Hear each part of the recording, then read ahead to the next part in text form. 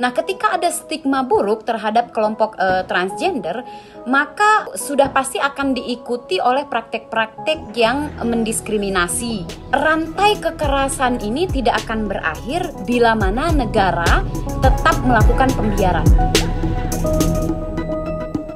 Assalamualaikum warahmatullahi wabarakatuh. Shalom, Om Swastiastu, Namo Buddhaya, salam kebajikan bagi kita semua. Sebelumnya, perkenalkan kami dari kelompok 8 kelas perancangan undang-undang dari kelas D yang beranggotakan 5 orang. Yang pertama ada saya sendiri, Cia Dewi Akanti. Yang kedua ada Anastasia Tiffany Sebukin. Yang ketiga ada Gaita Zalira Safar. Yang keempat ada Raifa Kamuransi. Dan yang terakhir ada Tiara Eka. Di sini kami akan bersosialisasikan mengenai rancangan undang-undang perlindungan transgender. Di sini kami akan menjelaskan mulai dari mengapa kita membuat rancangan undang-undang ini, latar belakang, serta urgensi. Selanjutnya, kami juga akan menjelaskan hasil dari wawancara yang kami lakukan dari kalangan masyarakat serta dari transgender itu sendiri. Selanjutnya juga akan dijelaskan mengenai sanksi serta penjelasan pasal-pasal yang akan di dalamnya yang akan kita muat dalam rancangan undang-undang ini. Semoga rancangan undang-undang ini dapat bermanfaat bagi setiap golongan transgender. Sekian, terima kasih.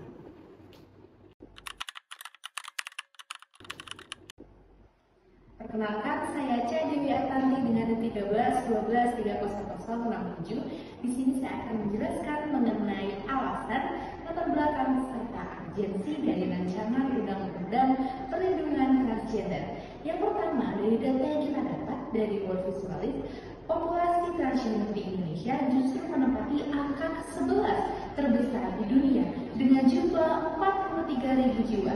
Dan transgender memiliki stigma negatif di kalangan masyarakat karena seperti yang kita ketahui bahwasannya mayoritas penduduk Indonesia religius dan tertanam norma budaya yang konservatif, yang dimana mengajarkan konsep bahwasannya transgender itu berbeda dengan jenis kelamin dari lahirnya, sehingga hal ini dianggap bertentangan dengan norma keagamaan. Akan tetapi, transgender tetaplah manusia yang memiliki hak yang sama dimanapun, mulai dari bidang pendidikan, pekerjaan, dan kesehatan.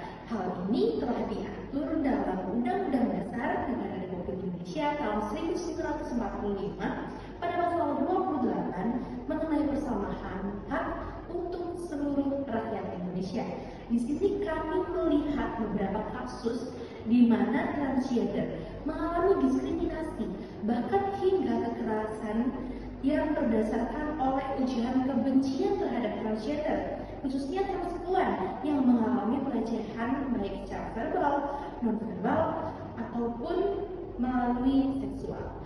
Nah, nanti itu akan juga dijelaskan oleh rekan saya bagaimana dia mewawancarai pihak transgender yang memang mengalami diskriminasi di kalangan masyarakat secara nyata di bidang pendidikan, pekerjaan, dan bidang lain-lain. Nah, saat ini di Indonesia belum ada undang-undang khusus yang mengatur secara komprehensif lalu melindungi hak-hak transgender itu sendiri. Maka hal ini disebabkan mereka rentan terhadap diskriminasi dalam berbagai aspek kehidupan. Komunitas transgender sendiri sering menjadi korban diskriminasi yang seperti saya jelaskan tadi, seperti kekerasan verbal, fisik, dan bahkan hingga psikologis. Diskriminasi ini dapat terjadi di lingkungan keluarga, tempat kerja, lembaga pendidikan, dan ruang publik. Kekerasan berbasis gender terhadap transgender seringkali tidak dilaporkan atau ditangani secara serius karena stigma masyarakat yang negatif terhadap transgender. Maka di sini diperlukannya adanya kebutuhan hukum dan penegakan hukum. Pengakuan identitas gender secara hukum sangatlah penting bagi transgender untuk dapat hidup dengan aman dan bermartabat. Pengakuan ini akan memberikan kepastian hukum dan melindungi mereka dari diskriminasi hingga kekerasan maupun dari kekerasan fisik maupun non fisik. Dengan demikian, rancangan Undang-Undang Perlindungan Hak Transgender sangat mendesak untuk mewujudkan kesetaraan, keadilan, dan perlindungan hak asasi manusia bagi komunitas transgender di Indonesia. Sekian dari saya, terima kasih.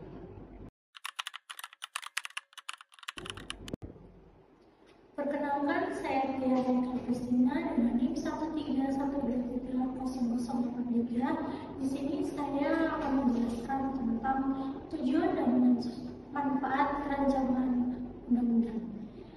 Di sini pembentukan undang-undang tentang hak yang setara untuk transgender bertujuan untuk menciptakan keadilan sosial bagi semua kelompok masyarakat tanpa adanya diskriminasi.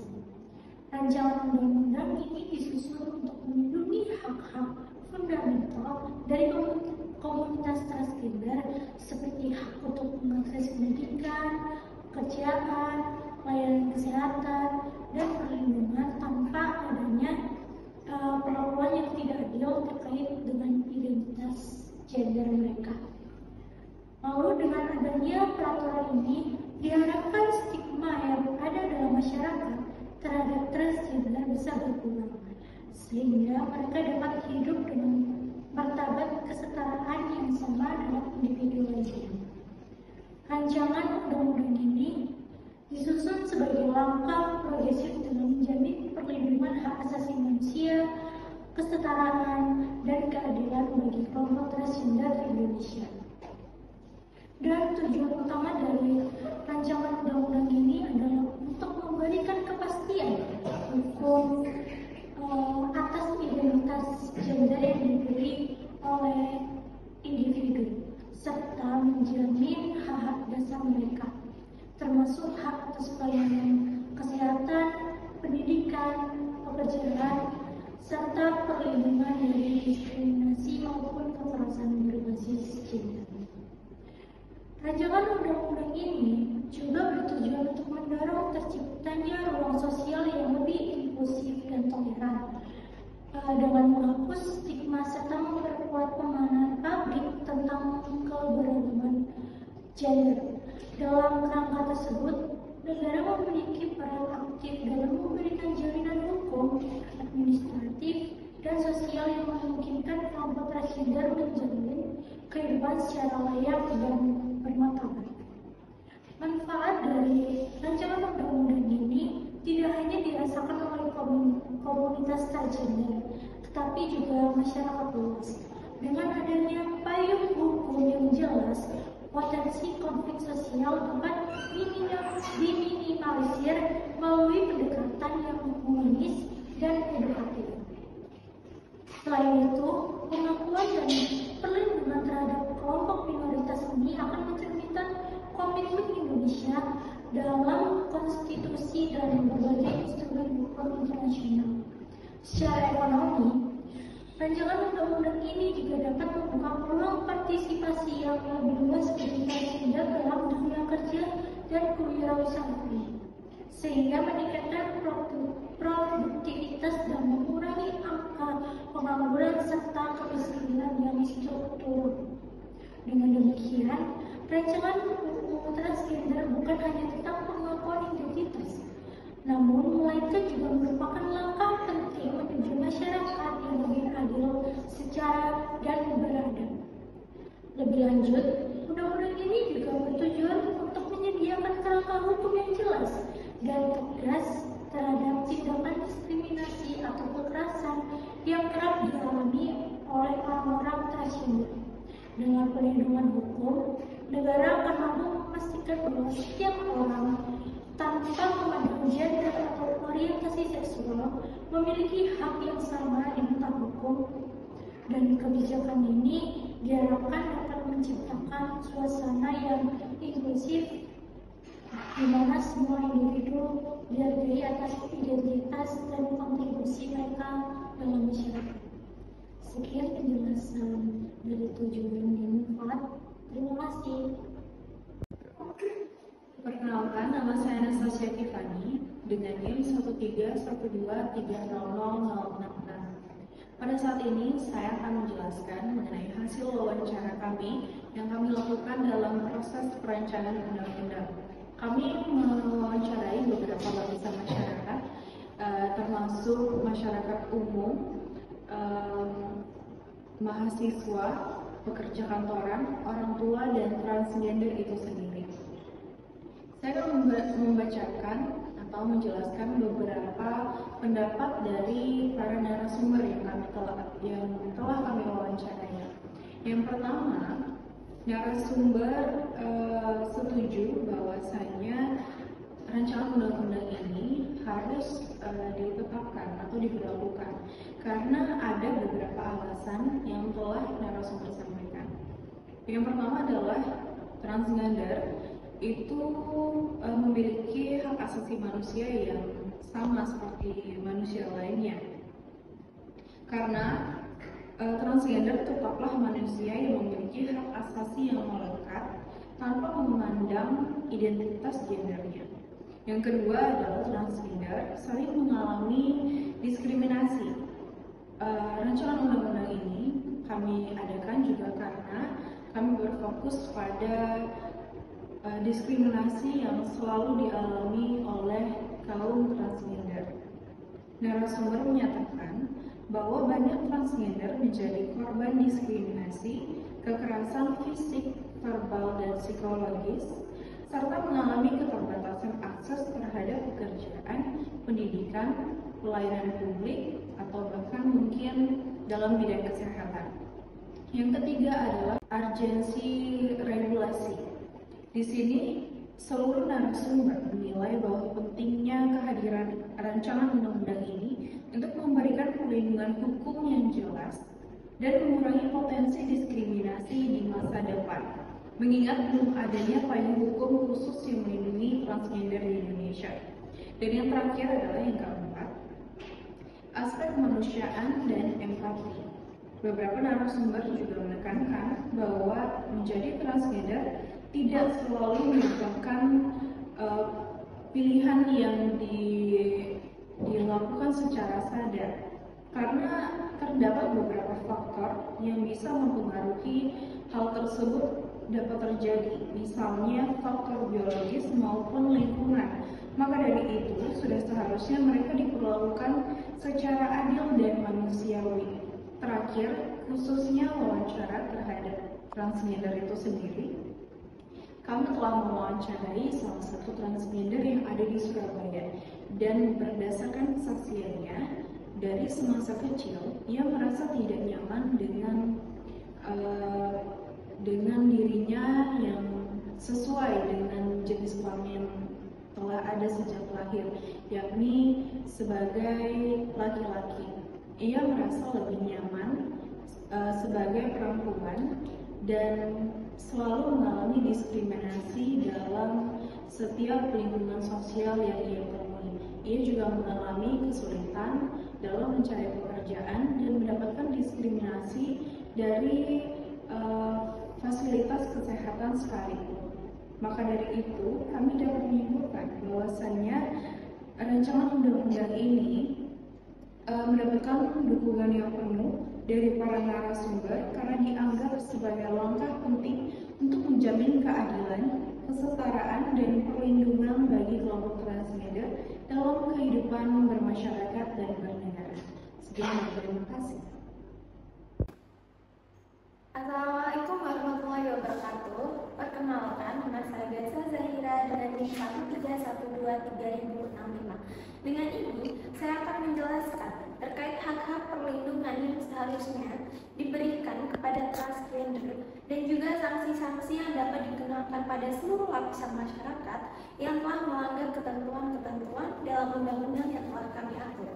Yang pertama yaitu hak-hak perlindungan yang kita jamin dalam undang-undang ini, yaitu larangan adanya diskriminasi dan juga jaminan perlindungan kepada hak transgender. Mengapa begitu? Karena hakikatnya setiap manusia berhak atas perlakuan yang sama di depan hukum dan berhak mendapatkan perlindungan hukum yang adil tanpa diskriminasi atas dasar identitas gender, ekspresi gender, dan juga status transgender. Yang kedua yaitu adanya hak atas pengakuan identitas gender. Dalam hal ini, transgender berhak atas pengakuan identitas gendernya termasuk hak untuk mengubah nama dan status gender pada dokumen administrasi negara sesuai dengan identitas gender yang diakui secara pribadi, sehingga negara wajib menyediakan mekanisme administrasi yang sederhana, cepat, dan juga tidak diskriminatif untuk pengakuan dan perubahan identitas gender dalam dokumen resmi. Yang ketiga yaitu adanya hak atas pendidikan, pekerjaan, dan juga pelayanan publik. Setiap transgender berhak untuk memperoleh pendidikan tanpa diskriminatif dan perlakuan yang merendahkan martabat kemanusiaan. Setiap transgender juga berhak mendapatkan kesempatan yang setara dalam memperoleh pekerjaan dan mendapatkan perlindungan di tempat kerja tersebut. Setiap transgender berhak untuk mendapatkan akses yang setara terhadap pelayanan publik, termasuk pelayanan kesehatan, perumahan, biaya sosial, dan fasilitas hukum lainnya, tentu dengan tanpa adanya diskriminatif. Serta hal lain yang kami atur dalam undang-undang ini, yaitu terkait dengan sanksi yang dapat dikenakan pada seluruh lapisan masyarakat, termasuk pejabat negara, apabila melanggar ketentuan-ketentuan yang telah kami tetapkan dalam undang-undang ini. Yang pertama yaitu ada sanksi administratif.